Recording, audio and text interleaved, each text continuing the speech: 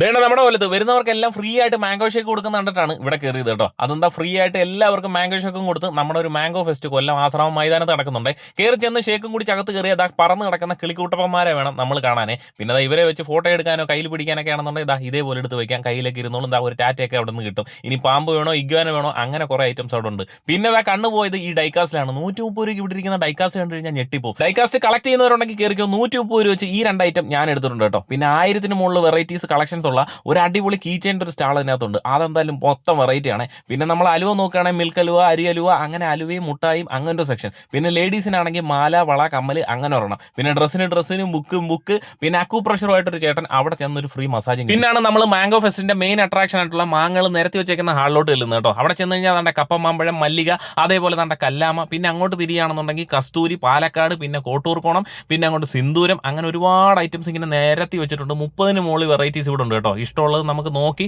Taste ചെയ്ത് നോക്കിയിട്ട് അവിടെ നിന്ന് മേടിക്കാം. പിന്നെ ചായയും കടിയും വേണമെങ്കിൽ അതുകൊണ്ട് 50 രൂപയാണ് ടിക്കറ്റ് റേറ്റ്. ഉച്ചയ്ക്ക് 3 മണി തൊട്ട് രാത്രി 9 മണി വരെ ഉണ്ട്. കൊല്ലം ആശ്രാമം മൈതാനത്തോട്ട് വെച്ച് പിടിച്ചു.